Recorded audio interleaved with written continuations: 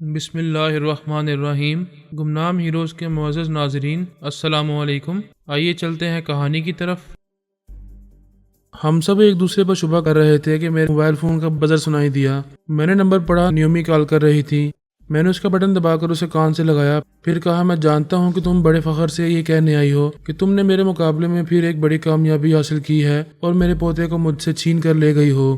وہی رانی سے بولی، یہ کیا کہہ رہے ہو؟ میں تو تمہیں کامیابی کی مبارکباد دینے آئی ہوں کہ آخرکار تم نے اپنے پوتے کو ہمارے ہاتھ لگنے نہیں دیا، کسی اعلیٰ خاتون کے ساتھ اسے کہیں بھیج دیا ہے۔ یہ کیا بکواس ہے؟ میرے پوتے کو ہوا کرنے کے بعد باتیں کیوں بنا رہی ہو؟ باتیں تو تم بنا رہے ہو، میں تمہاری چال بازیوں کو خوب سمجھتی ہوں۔ تم ہمیں یہ سمجھانا چاہتے ہو کہ تمہارے پوتے کو میں نے یا وردان نے یا کسی اور نے اغوا کیا ہے اور تم اس کے لیے پریشان ہو، جبکہ ایسی بات نہیں ہے۔ تم اسے کہیں چھپا کر ہمیں الجھانا چاہتے ہو۔ میں نے سخت لہجے میں کہا، دیکھو نیومی، نہ میں تم لوگوں کو الجھا رہا ہوں، نہ کوئی چال چل رہا ہوں، بلکہ تم چالیں چل رہی ہو۔ تم نے اس پولیس افسر کے دماغ پر قبضہ جما کر میرے پوتے کو کسی عورت کے ساتھ کہیں بھیج دیا ہے۔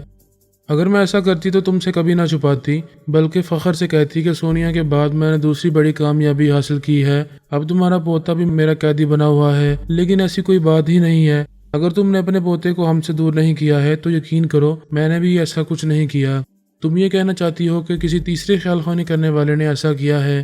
ذرا ٹھہرو، مجھے سوچنے دو، تھوڑی دیر بعد مجھ سے فون پر رابطہ کرو۔ میں نے فون بند کیا، پھر گہری سنجیدگی سے سوچنے لگا کہ واقعی اگر نیومی نے عدنان کو اغوا کیا ہوتا تو وہ اپنی کامیابی کبھی مجھ سے نہ چھپاتی بلکہ فخر کرتی۔ پھر سونیا کے علاوہ عدنان کے حوالے سے بھی مجھے بلیک میل کرتی رہتی۔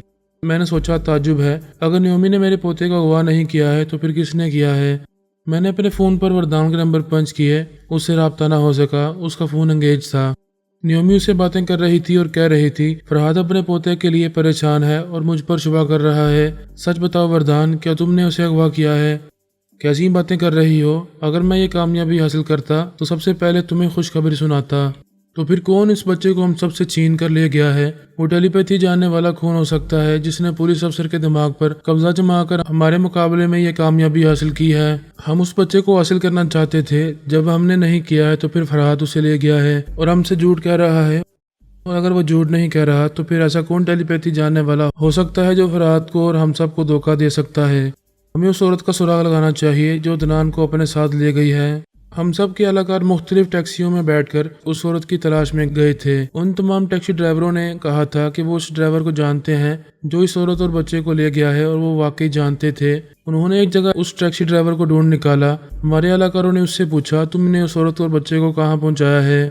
اس نے کہا، وہ عورت گاندھی روڈ کے چوراہے پر اتر گئی تھی۔ میں اپنا کرایہ وصول کرنے کے بعد دوسری سواری اٹھا کر وہاں سے چلا گیا۔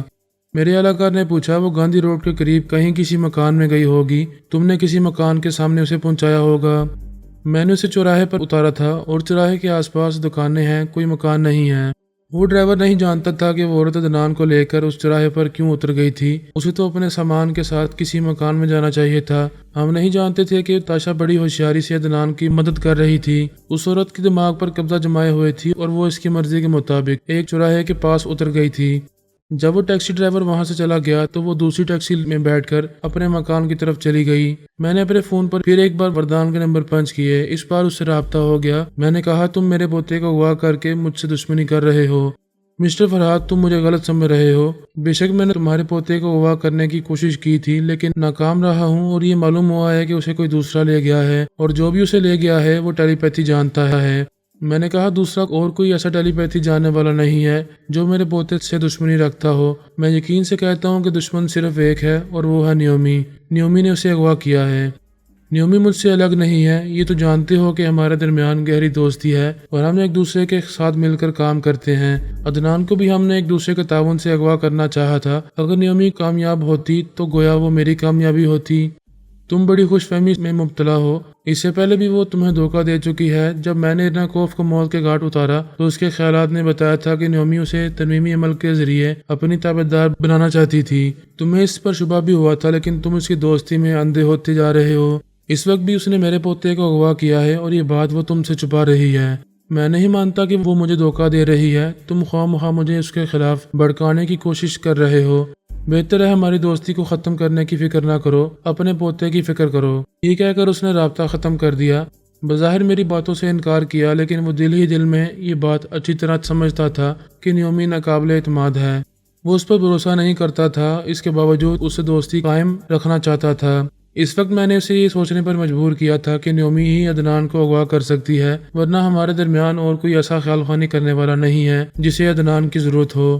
دشمنی کے حوالے سے وردان کے لیے عدنان بہت ضروری تھا، اور نیومی کے لیے بھی اتنا ہی ضروری تھا۔ وہ میرے پوتے کے ذریعے بھی مجھے بلیک میل کرنا چاہتی تھی۔ یہ باتیں وردان اچھی طرح سمجھ رہا تھا۔ میری بات سے انکار کرنے کے باوجود دل ہی دل میں قائل ہو رہا تھا کہ نیومی اپنے مقصد کے لیے عدنان کو اغوا کر چکی ہے، اور یہ بات اس سے چھپا رہی ہے۔ دشمنوں کے اتحاد کو کمزور بنانے کے لیے زہر گھولنا لازمی ہوتا ہے۔ وہ خود ہی زہریلے تھے، اور میں ان کے درمیان مزید زہر گھول رہا تھا۔ اپنی الجھنوں اور پریشانیوں کے باوجود دشمنوں پر کڑی نظر رکھنا اور انہیں دوڑاتے رہنا لازمی ہوتا ہے۔ میں انہیں الجھانے کی کوششیں کر رہا تھا، اور میرا پوتا مجھے بری طرح الجھا رہا تھا۔ میں نے پورس سے کہا، وہ نادان بچہ ہے، ہم سے بچھڑ گیا ہے، اسے اور کسی طرح تلاش کرنا ہی ہوگا۔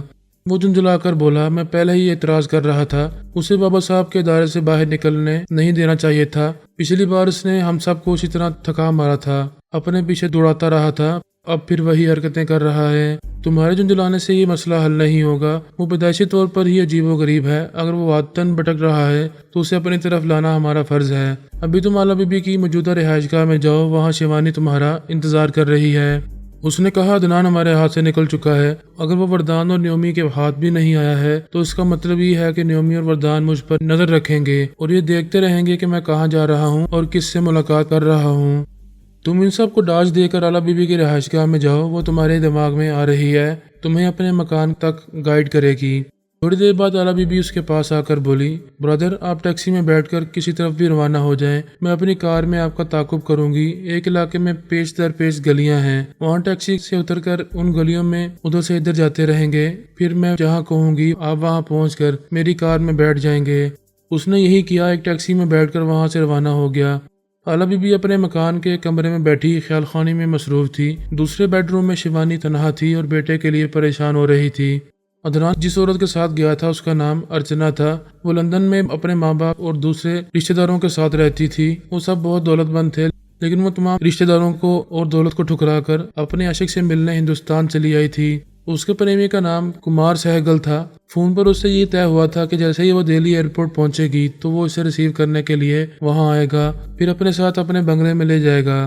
ارچنا نے احتیاطاً اس کا فون نمبر اور بنگلے کا پتہ نوٹ کر لیا تھا۔ دہلی پہنچنے سے پہلے اس نے فون پر رابطہ کرنا چاہا تو پتہ چلا کہ فون میں کوئی خرابی پیدا ہو گئی ہے، اس سے رابطہ نہیں ہو سکے گا۔ جب وہ دہلی پہنچی تو پتہ چلا کہ جس پاسپورٹ پر وہ آئی ہے وہ جعلی ہے، اور اب وہ قانون کی گرفت میں آنے والی ہے۔ اس نے پولیس افسران کو کمار سہگل کا پتہ بتایا، فون نمبر بتایا، لیکن اس نمبر پر کمار سہگل سے رابطہ نہ ہو سکا، اور جو ایڈریس اس نے نوٹ کرایا تھا وہ غلط ثابت ہوا۔ جب وہ عدنان کو ساتھ لے کر اس بنگلے پر پہنچی تو پتہ چلا کہ وہ بنگلہ کمار سہگل کا نہیں، کسی اور کا ہے۔ اس نام کا کوئی شخص اس علاقے میں نہیں رہتا ہے۔ ارچنا نے عدنان کو دیکھا، پھر اس کے سر پر ہاتھ پھیرتے ہوئے کہا، میں تو بری طرح پھنس گئی ہوں، کمار سہگل نے مجھے دھوکہ دیا ہے، فون نمبر بھی غلط تھا اور یہ ایڈریس بھی غلط ہے، اب ہم کہاں جائیں گے؟ آشا اس کے دماغ میں تھی، اس کے ذریعے عدنان کی نگرانی کر رہی تھی۔ اس نے کہا، میں دیوی ماں بول رہی ہوں، تم جب تک اس بچے کے ساتھ رہو گی تمہیں کسی مصیبت کا سامنا نہیں کرنا پڑے گا، میں تمہاری سہایتا کرتی رہوں گی۔ وہ دونوں ہاتھ جوڑ کر بولی، دیوی ماتا کی جے ہو، میں اپنی آخری سانس تک اس بچے کے ساتھ رہوں گی۔ تو پھر ابھی کوئی اخبار خریدو اور اس کے اشتہاری صفحات میں ایسے مکانوں کا پتہ نوٹ کرو جہاں تم پیئنگ گیسٹ کی حیثیت سے رہ سکو۔ میں بھی اخبار خرید کر معلوم کرتی ہوں کہ مجھے پیئنگ گیسٹ کی حیثیت سے کہاں رہنا ہے۔ جب تم وہاں اپنا ٹھکانہ بنا لو گی تو تمہیں ہمیشہ ضرورت کے وقت لاکھوں روپے ملتے رہیں گے، اور کمار سہگل کے سلسلے میں بھی جو پریشانیاں ہیں وہ میں دور کر دوں گی۔ تاشا خیال خوانی کے ذریعے ارچنا کے کام آنے والی تھی، اور اس طرح ارچنا عدنان کے کام آتی رہتی۔ میں نہیں جانتا تھا کہ میرا پوتا اس وقت کہاں ہے، لیکن اتنا یقین تھا کہ جس عورت کے ساتھ بھی گیا ہے وہ کسی ٹیلی پیتھی جاننے والے کی اعلی کار ہے، اور اس ٹیلی پیتھی جاننے والے نے کسی مقصد کے تحت میرے پوتے کو اغوا کیا ہے۔ یہ بات ابھی سمجھ میں نہیں آ رہی تھی کہ وہ کون ہے اور مجھ سے کیا دشمنی رکھتا ہے، اور عدنان کے ذریعے کس طرح مجھے بلیک میل کرنے والا ہے۔ میں انتظار کر رہا تھا، مجھے یقین تھا کہ وہ اپنا کوئی بڑا مقصد حاصل کرنے کے لیے مجھ سے ضرور رابطہ کرے گا۔ پورس آلا بی بی کے اس مکان میں پہنچ گیا۔ آلا بی بی نے کہا، آپ اس دوسرے کمرے میں جائیں، شیوانی انتظار کر رہی ہے۔ اور وہ سب سے پہلے شیوانی کو آئینے میں دیکھتا تھا۔ جب وہ آئینے کے سامنے آ کر اسے یاد کرتی تھی تو دوسری طرف وہ اسے آئینے میں دیکھنے لگتا تھا اور اس سے باتیں کرتا تھا۔ اس وقت آئینے پر اسے اپنی وہی شیوانی دکھائی دیتی تھی۔ وہ اسے ملنے کے لیے دوسرے کمرے میں پہنچا تو الکا کو دیکھ کر ٹھٹک گیا۔ ایک حسین و جمیل دوشیزہ اس کے سامنے کھڑی ہوئی تھی، لیکن اس کی شیوانی دکھائی نہیں دے رہی تھی۔ وہ الکا کو نہیں پہچانتا تھا، لیکن اس کے اندر رہنے والی شیوانی نے اسے پہچان لیا تھا۔ وہ اسے دیکھتے ہی دوڑتی ہوئی آ کر اسے لپٹ گئی، پھر بولی، میں ہوں تمہاری شیوانی، یہ میرا نیا جسم ہے۔ یہ کہتے ہی وہ پھوٹ پھوٹ کر رونے لگی۔ اس وقت وہ دوہرے جذبات سے گزر رہی تھی۔ ایک تو اسے بچھڑا ہوا شوہر مل رہا تھا، لیکن دوسری طرف اس کا بیٹا ملتے ملتے بچھڑ گیا تھا۔ وہ جگر کا ٹکڑا کا کہاں ہوگا، کس سال میں ہوگا، یہ سوچ سوچ کر دل گھبرا رہا تھا۔ وہ روتے ہوئے بولی، مجھے تم سے مل کر خوشی ہو رہی ہے، بہت خوشی ہو رہی ہے، لیکن میری مامتا ماتم کر رہی ہے، مجھ سے پوچھ رہی ہے کہ بیٹا کہاں ہے، کس حال میں ہے، میں اسے کہاں ڈھونڈنے جاؤں۔ وہ اسے تھپکتے ہوئے بولا، آنسو بہانے سے بیٹا نہیں ملے گا، صبر کرو، حوصلہ کرو، ہمارے تمام ٹیلی پیتھی جاننے والے اسے تلاش کر رہے ہیں، تم جلدی اسے اپنی آغوش میں لے کر پیار کر سکو گی۔ وہ اسے تھپک رہا تھا، سمجھا رہا تھا، صبر کی تلقین کر رہا تھا۔ صبر تو کرنا ہی تھا، پتہ نہیں وہ ننھا فتنہ کب تک ان کے صبر کو آزمانے والا تھا۔ تاشا نے اس کے ننھے سے دماغ میں یہ بہت بڑی بات بھر دی تھی کہ ماں کو زندہ رکھنے کے لیے اس کی ممتا کو رلاتے رہنا ہوگا۔ ایک نہ ایک دن تو اسے صبر آ ہی جائے گا، پھر اس کی ماں ہنستے کھیلتے ایک طویل زندگی گزارتی رہے گی اور وہ اسے دور سے دیکھ دیکھ کر خوش ہوتا رہے گا۔ سونیا پر طویل بے ہوشی طاری تھی۔ ڈاکٹروں نے اس کے جسم سے سانپ کے زہر کو نکال ڈالا تھا۔ وہ خطرے سے باہر ہو گئی تھی۔ ڈاکٹروں نے یقین سے کہا تھا کہ اب یہ زندہ رہے گی۔ بے شک وہ زندہ تھی، سانسیں لے رہی تھی، لیکن ہوش میں نہیں آ رہی تھی۔ کاشف جمال نے پریشان ہو کر پوچھا، ڈاکٹر کل کا دن گزر گیا، رات گزر گئی اور آج کا دن گزرنے والا ہے، یہ ہوش میں کیوں نہیں آ رہی؟ ڈاکٹر نے کہا، سانپ کا زہر ایسا ہی ہوتا ہے، جسے مارتا نہیں ہے اسے نشے میں مبتلا کر دیتا ہے۔ اس وقت یہ گہرے نشے میں ڈوبی ہوئی ہے۔ یہ زہریلا نشہ بہت ہی سست رفتاری سے کم ہوگا، پھر یہ ہوش میں آنے لگیں گی۔ نیومی کو فکر لاحق ہو گئی تھی کہ اس دوران میں اگر میں سونیا کے دماغ میں آنا چاہوں گا تو مجھے پتہ چل جائے گا کہ وہ بے ہوش پڑی ہے اور ہوش میں آنے کے بعد میری گرفت میں آ سکتی ہے۔ اس نے کاشف جمال سے کہا، ہمیں کسی نہ کسی طرح فرات کا راستہ روکنا چاہیے، اسے سونیا کے دماغ میں نہیں پہنچنا چاہیے۔ وہ بولا، اسے روکنا ممکن نہیں ہے، وہ ضرور وقتاً فوقتاً سونیا کے دماغ میں آتا ہوگا، اس بار بھی آئے گا تو اسے حقیقت معلوم ہو جائے گی۔ جب یہ ہوش میں آئے گی اور فرحات اس کے اندر پہنچے گا تو تم اسے کوئی ایسا انجیکشن لگاؤ گے جس سے اس کا دماغ سن ہو جائے، کسی بھی سوچ کی لہروں کو محسوس نہ کر سکے۔ اس طرح فرحات اس کے دماغ میں یا تو پہنچ نہیں پائے گا، اگر پہنچے گا تو دماغ سن ہو چکا ہوگا، وہ اس کے ذریعے معلوم نہیں کر سکے گا کہ ہم نے اسے کس شہر کے کس اسپتال میں رکھا ہوا ہے۔ تم فرحات کا دل جیتنا چاہتی ہو، لیکن اس طرح دوستی کم ہوتی جائے گی اور دشمنی بڑھتی جائے گی۔ وہ تھوڑی دیر تک چپ رہی، پھر بولی، اس بار میں ایک نیا ڈرامہ پلے کروں گی۔ اب کیا کرنا چاہتی ہو؟ جب تک ایک سونیا زندہ رہے گی تب تک وہ دوسری سونیا کو کبھی قبول نہیں کرے گا۔ کاشف جمال نے پریشان ہو کر پوچھا، کیا تم اسے مار ڈالنا چاہتی ہو؟ میں ایسی حماقت نہیں کروں گی، سونیا فرحات کی جان ہے، میں اس کی جان لے کر لمبے عرصے تک اسے دھوکہ نہیں دے سکوں گی۔ اسے جب بھی حقیقت معلوم ہوگی تو وہ مجھے اذیتناک سزائیں دے کر مار ڈالے گا۔ ابھی تم نے کہا ہے کہ ایک سونیا کو مرنا چاہیے، ہاں، اور وہ میں ہوں، مجھے مرنا چاہیے۔ میں سمجھ گیا، تم سونیا کی حیثیت سے مرنا اور نیومی کرسٹل کی حیثیت سے زندہ رہنا چاہتی ہو۔ ہاں، میں کچھ ایسا ہی کرنا چاہتی ہوں، لیکن اسے یہ یقین دلاؤں گی کہ نیومی کرسٹل مر چکی ہے، لہذا اب کوئی دوسری سونیا اس کے راستے میں نہیں آئے گی اور تم اسے اس کی سونیا تک بھی نہیں پہنچنے دو گی، اس کے دماغ کو ناکارہ بنا کر رکھو گی۔ ہاں، میں یہی کروں گی، پھر کبھی موقع پا کر وہی ناکارہ دماغ والی سونیا بن جاؤں گی اور اس سونیا کو پھر کہیں غائب کر دوں گی۔ فرحات تمہارے لب و لہجے کو اچھی طرح پہچانتا ہے، اپنے آپ کو مردہ ثابت کرنے کے لیے تمہیں اپنے لب و لہجے کو ذہن سے مٹانا ہوگا۔ ہاں، اس مقصد کے لیے تم مجھ پر تنویمی عمل کرو گے اور میرے موجودہ لب و لہجے کو میرے ذہن سے بالکل مٹا دو گے۔ اس کے بعد فرحات کی سوچ کی لہریں میرے دماغ میں نہیں پہنچ سکیں گی، بھٹکتی رہ جائیں گی اور وہ یہی سمجھے گا کہ میں مر چکی ہوں۔ جب تم عدنان کے معاملے میں کامیابی حاصل کرو گی اس کے بعد ہی خود پر تنویمی عمل کراؤ گی۔ نہیں، عدنان کا معاملہ کھٹائی میں پڑ رہا ہے، پتہ نہیں وہ کہاں گم ہو گیا ہے، اسے تلاش کرنا ہوگا۔ پہلے وہ سونیا سے اہم تھا، اب سونیا پھر اس سے زیادہ اہم ہو گئی ہے۔ اسے اپنی مٹھی میں رکھنے کے لیے جلد سے جلد ہمیں نئی تدبیر پر عمل کرنا ہوگا۔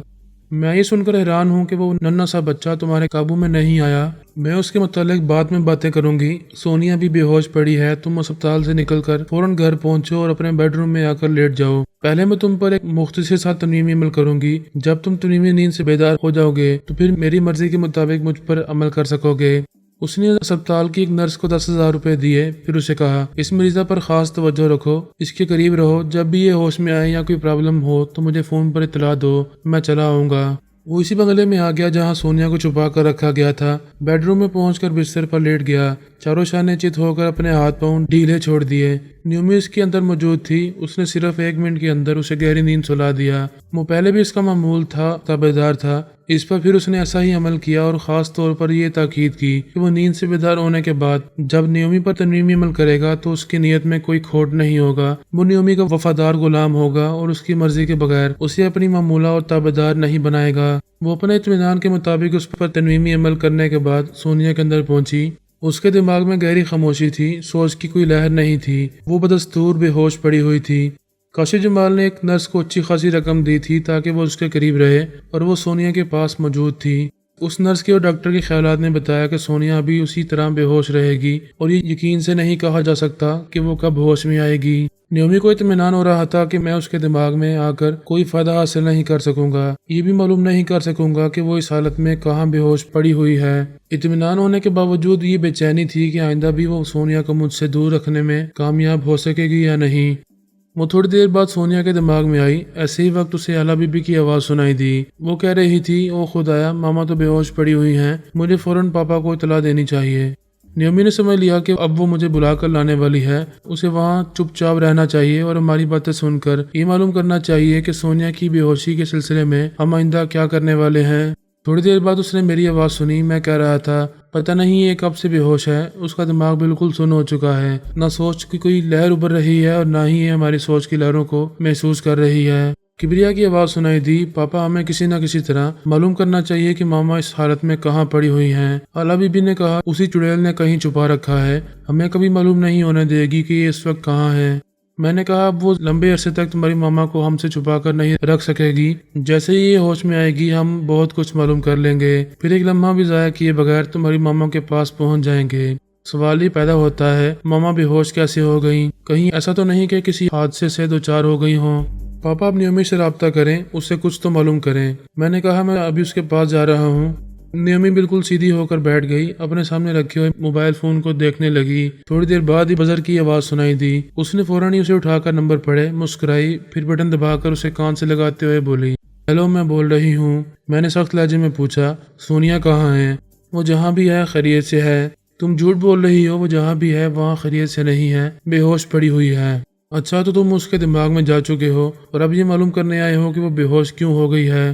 ظاہر ہے وہ بیٹھے بیٹھے تو بے ہوش نہیں ہو گئی ہوگی، تم نے یقیناً اس کے ساتھ کوئی ایسا سلوک کیا ہے جس کے نتیجے میں اس پر بے ہوشی طاری ہو گئی ہے۔ میں نے تم سے وعدہ کیا ہے کہ سونیا کو کبھی ذہنی اور جسمانی طور پر نقصان نہیں پہنچاؤں گی، یقین کر سکتے ہو تو کر لو، میں نے اس کے ساتھ کچھ نہیں کیا۔ میں اور میرے مسلح گارڈز ہر وقت اس کی حفاظت کرتے رہتے ہیں، لیکن وہ کہتے کہتے رک گئی۔ میں نے پوچھا، لیکن کیا؟ جو ہونی ہے وہ ہو کر رہتی ہے، ایک سانپ نے اسے ڈس لیا تھا۔ میں نے پریشان ہو کر پوچھا، کیا بکواس کر رہی ہو؟ تمہیں یقین نہیں آ رہا؟ سانپ بہت زہریلا تھا، بڑی مشکلوں سے اس کی جان بچائی گئی ہے۔ ڈاکٹروں نے کہا ہے کہ وہ خطرے سے باہر ہے، لیکن 24 گھنٹے ہو چکے ہیں، اسے ہوش نہیں آ رہا۔ مجھے اس ڈاکٹر کے دماغ میں پہنچاؤ، میں معلوم کروں گا کہ اس کے ساتھ کیا ہو رہا ہے۔ سوری فرحات، میں جو کہہ رہی ہوں اس کا یقین کرو۔ ڈاکٹر نے کہا ہے کہ اسے رفتہ رفتہ ہوش آئے گا۔ زہر سے تو اسے بچا لیا گیا ہے، لیکن وہ شاید اس کے لیے نشہ بن گیا ہے، یہ نشہ رفتہ رفتہ کم ہوگا تب ہی وہ ہوش میں آئے گی۔ میں نے غصے میں کہا، نیومی تم نے اپنی عمر بہت کم کر لی ہے، اگر خدا نہ خواستہ میری سونیا کو کچھ ہوا تو میں اپنے تمام ہتھ کنڈے آزما کر تمہاری شہرک تک پہنچ جاؤں گا، تمہیں ایک کے بعد دوسری سانس لینے کا موقع نہیں دوں گا۔ میں جانتی ہوں تمہارے ہاتھوں میرا انجام بہت ہی عبرتناک ہوگا، لیکن میں ایسا کوئی موقع نہیں آنے دوں گی۔ سونیا کو میں نے بہت ہی خطرناک زہر سے بچا لیا ہے اور آئندہ بھی اس کی سلامتی کے لیے کوششیں کرتی رہوں گی۔ آئندہ تم کچھ نہیں کر سکو گی، ہوش میں آتے ہی ہم اس کے خیالات پڑھ کر فوراً اس کے پاس پہنچ جائیں گے اور تم اسے قیدی بنا کر نہیں رکھ سکو گی۔ اس کی ہوش میں آنے کے بعد کیا ہونے والا ہے یہ نہ میں کہہ سکتی ہوں اور نہ ہی یقین سے تم کوئی دعویٰ کر سکتے ہو۔ میں سوچنے لگا، نیومی مطمئن اور پورے اعتماد کیوں ہے؟ وہ آئندہ ہمیں سونیا تک پہنچنے سے کیسے روک سکتی ہے؟ یہ بات ذہن میں آئی کہ وہ سونیا کو ہوش میں نہیں آنے دے گی، جب بھی وہ ہوش میں آتی رہے گی تو اسے کسی طرح پھر بے ہوش کر دے گی۔ اگر اس نے ایسا کیا تو اس پر بہت ظلم کرے گی اور میں اسے ایسا نہیں کرنے دوں گا۔ میں نے اپنے خیال خوانی کرنے والوں کو تاکید کی کہ وہ سونیا کے دماغ میں مسلسل رہا کریں اور نیومی کو خیال خوانی کے ذریعے کسی طرح کی بھی سازش نہ کرنے دیں۔ موجودہ حالات کا تقاضا تھا کہ نیومی کسی طرح سونیا سے چند گھنٹوں کے لیے غافل ہو جائے، کوئی ایسا طریقہ اختیار کیا جائے کہ وہ اس سے دور ہو جائے۔